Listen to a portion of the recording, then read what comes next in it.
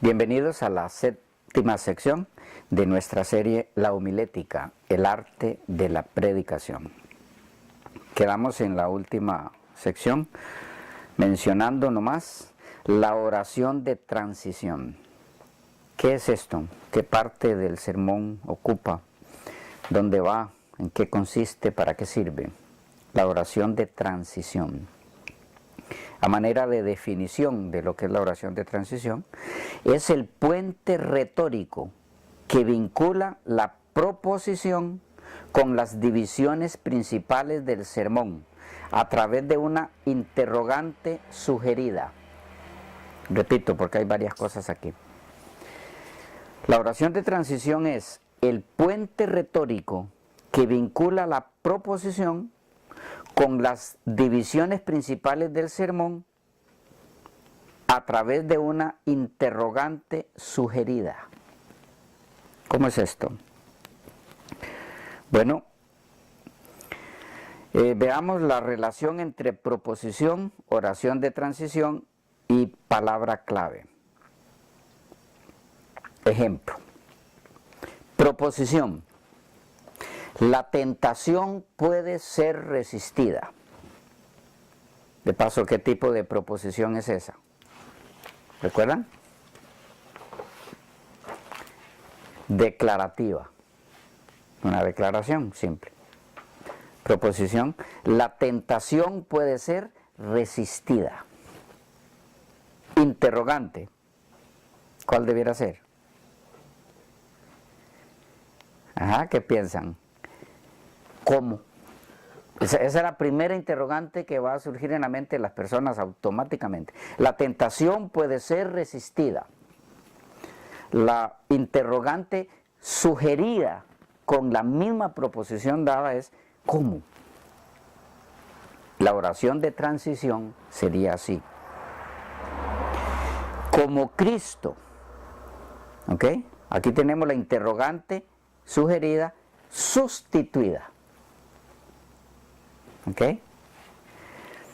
Como Cristo podemos resistir la tentación.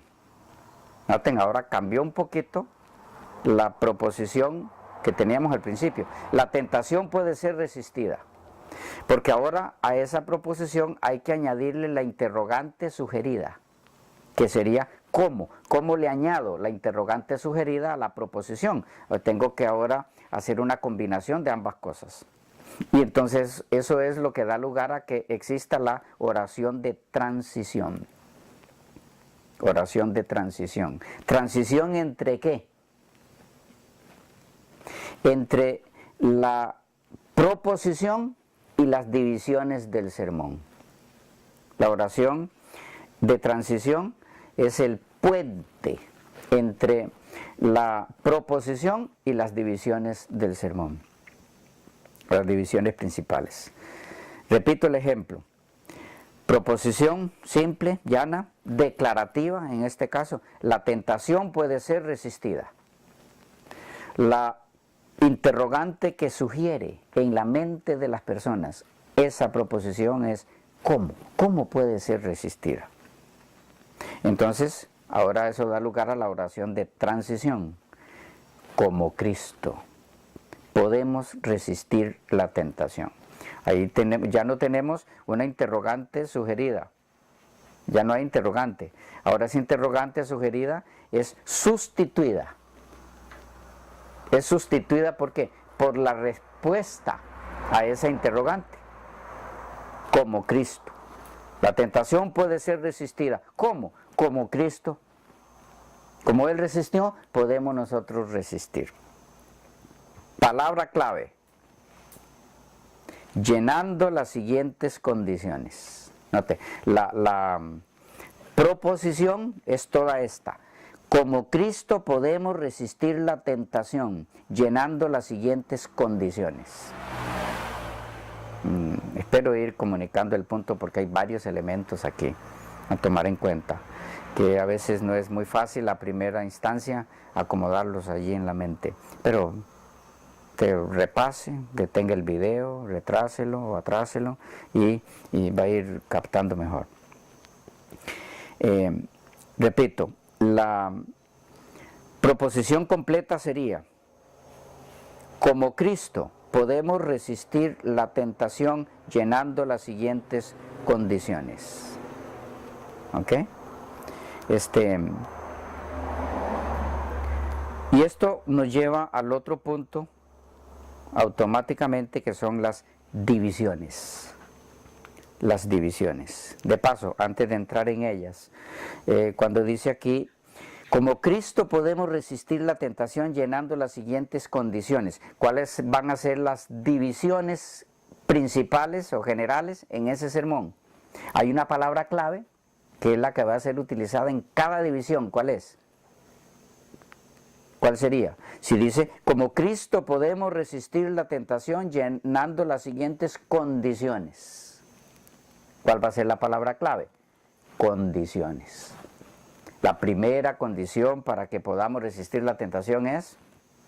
La segunda condición para que podamos resistir la tentación es. La tercera condición. Nótese, esa es la palabra clave. No puede faltar en ninguna de las divisiones. Ok, y hablemos entonces un poco de las divisiones. Por definición, ¿qué son las divisiones? Son las secciones principales de un discurso ordenado. Son las secciones principales de un discurso ordenado. Sea que se indiquen en la predicación o no, un sermón apropiadamente planificado está dividido en partes concretas, contribuyendo cada componente a la unidad del discurso, contribuyendo cada división y cada componente de esa división a la unidad del discurso.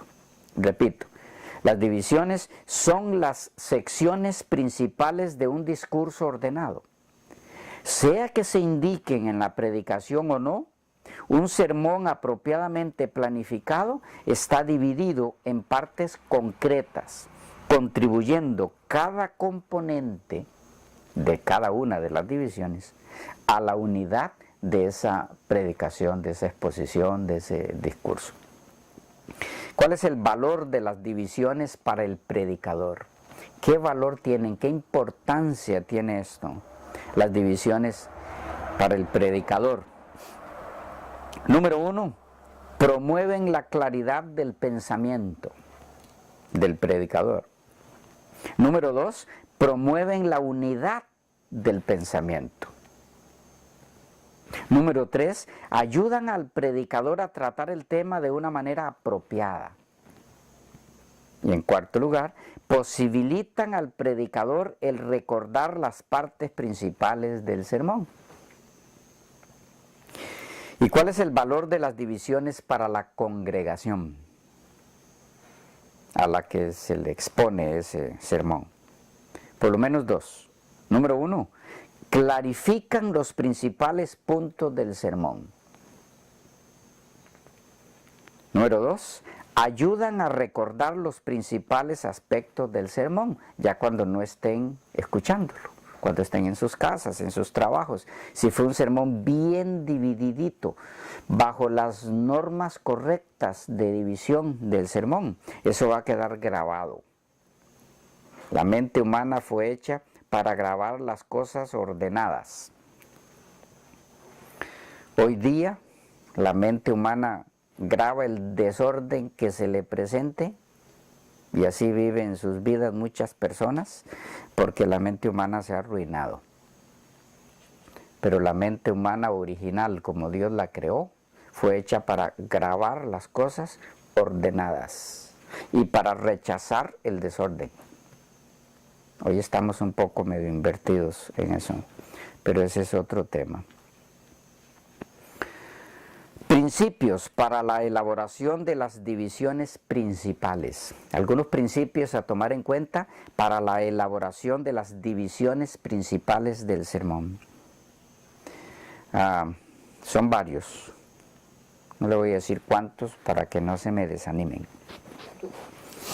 No son muchos. 1. Debieran surgir de la proposición. Las divisiones principales debieran surgir de la proposición en sí. Debieran surgir de la proposición, contribuyendo cada división al desarrollo o elaboración de la proposición. ¿Ok? Creo que es claro esto. Voy a repetirlo.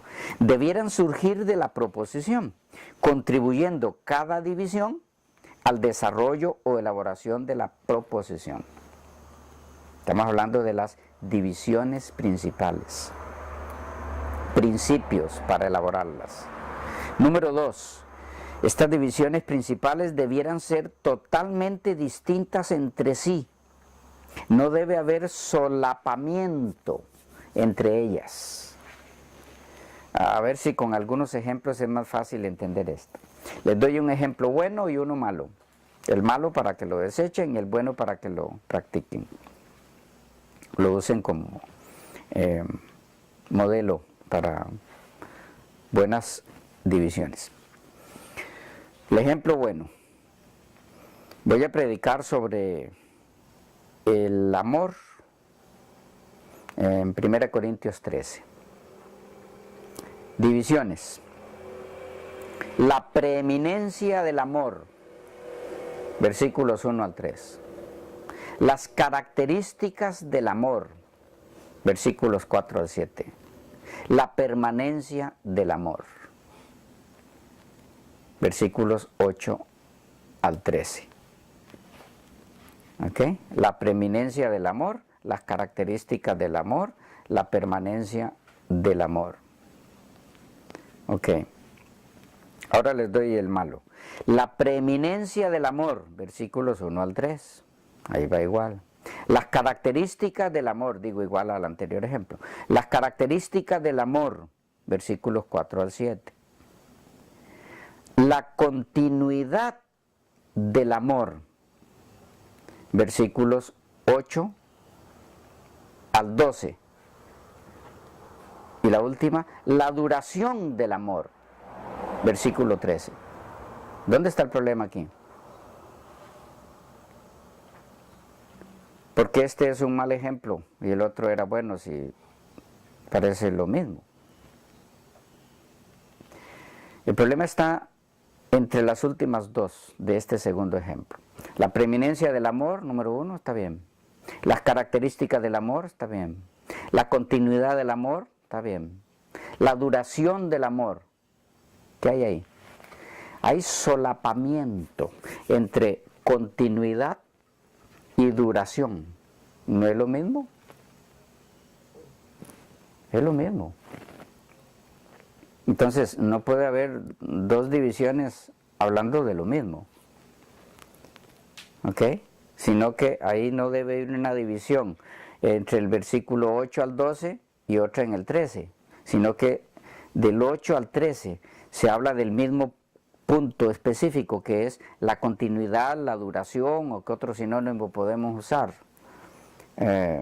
La permanencia, ¿okay? Que usamos en el ejemplo bueno. Sería lo mismo. Permanencia, continuidad, duración. Inclusive si podemos ponerle permanencia aquí, podríamos hacer las divisiones de 5. O el sermón de 5 divisiones. Pero en verdad las divisiones ahí son 3. Porque estoy haciendo del último tópico 3 divisiones cuando es una sola. Entonces, no debe haber solapamiento en las divisiones. Deben estar lo suficientemente claras, distintas una de la otra. Porque si no, el recordar ese sermón va a ser un lío.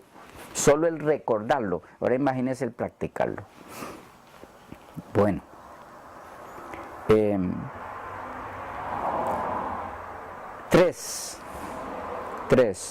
principios para la elaboración de las divisiones principales. Tercer principio.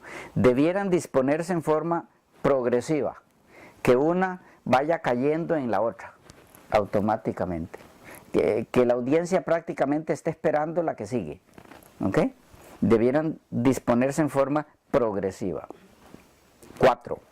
Cuando la proposición consiste en una afirmación que precise de validación o prueba, las divisiones principales debieran agotar o defender de manera adecuada la posición tomada en la proposición por parte del predicador.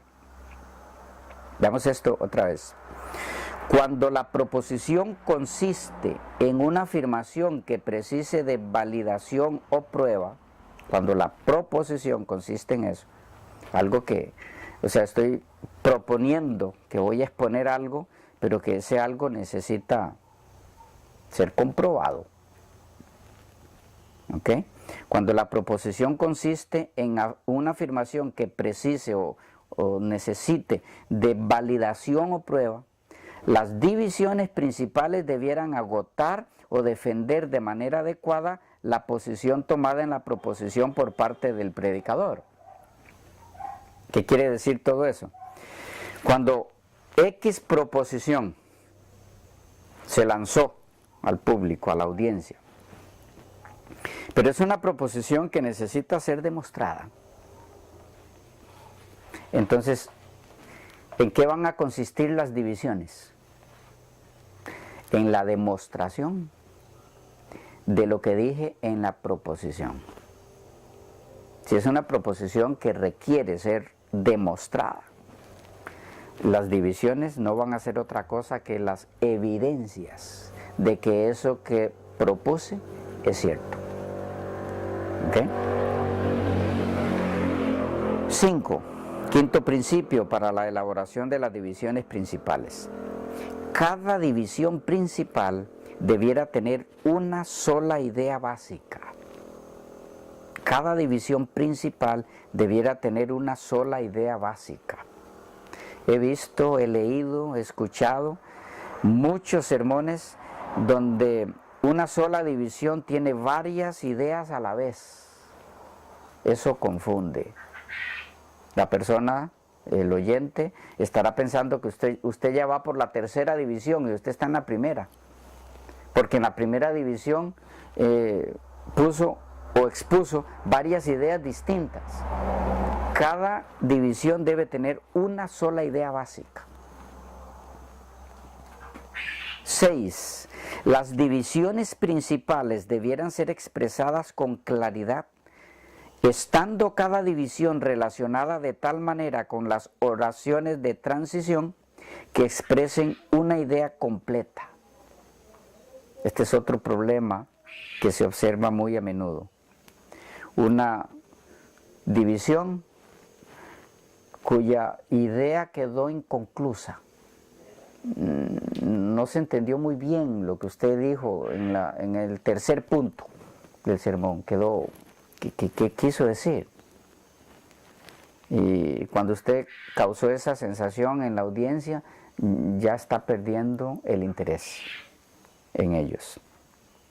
Las divisiones principales debieran ser expresadas con claridad, estando cada división relacionada de tal manera con la oración de transición que expresen una idea completa. Cada división una idea completa. Bien. Séptimo principio, las divisiones principales debieran ser tan pocas como sea posible.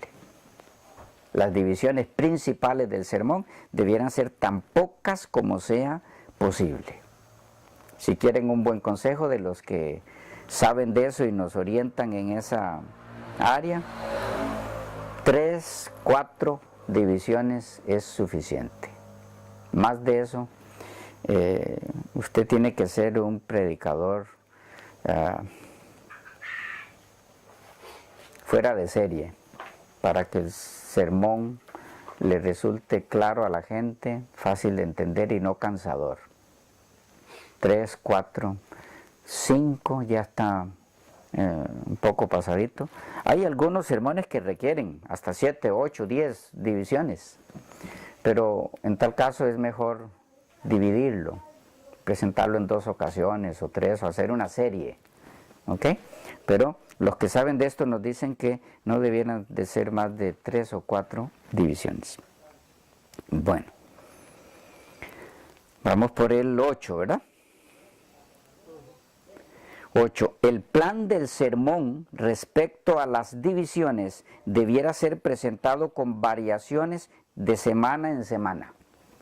Si usted es un predicador que expone siempre, que está exponiendo permanentemente, Entonces debe tener ese cuidado. El plan del sermón respecto a las divisiones debiera ser presentado con variaciones de semana en semana, usando diferentes tipos de proposición, diferentes tipos de ilustraciones, como vamos a ver ahora.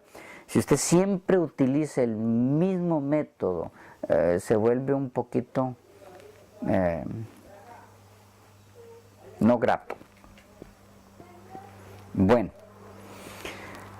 las divisiones principales, punto 9, las divisiones principales debieran tener una estructura paralela. Las divisiones principales debieran tener una estructura paralela. ¿Qué quiere decir esto? Debieran tener frases que las liguen entre sí. ¿Ya? Ejemplo, que se me ocurre así de momento. Requisito indispensable para que la oración sea escuchada es la fe. Primero. El segundo requisito para que la oración sea escuchada es la humildad. Segundo, ¿no? Tercero. El tercer requisito para que la oración sea escuchada es la obediencia. 4. Dios escucha las oraciones de sus hijos. ¿Cómo ven? ¿De qué venía hablando? De requisitos. ¿Y qué tiene que ver la cuarta con eso? Porque ahí no usé requisitos. ¿Qué me está faltando ahí de paso? La palabra clave. La palabra clave debe ir en cada división. ¿Ok? Es como un hilo que va tejiendo todas las divisiones. Bueno. Principio número 10. Las divisiones deben ser respuestas a la interrogante levantada en la oración de transición. Las divisiones deben ser respuestas a la interrogante levantada en la oración de transición. ¿Vamos entendiendo mejor esto? Si las divisiones no son respuestas a la interrogante levantada en la oración de transición, está desubicado ese sermón. Tienen que ser respuestas a la interrogante levantada en la oración de transición. 11. Las divisiones deben anunciarse la mayoría de las veces. Hay excepciones, ya veremos en algún momento ese tipo de sermones que son válidos, pero por regla general, las divisiones deben anunciarse conforme va entrándose a cada una de ellas. ¿Ok? O a veces, como mencionábamos después de la introducción, se mencionan las 4 divisiones o las 3, puede ser de las 2 formas. 12. Deben ser claras, las divisiones deben ser claras. Y 13. Las divisiones deben ser cortas. No todo un texto, todo un párrafo enorme. Las divisiones deben ser cortas.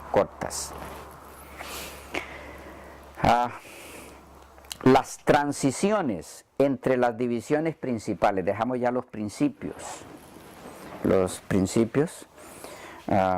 Para la elaboración de las divisiones principales. Vamos a las transiciones entre las divisiones principales.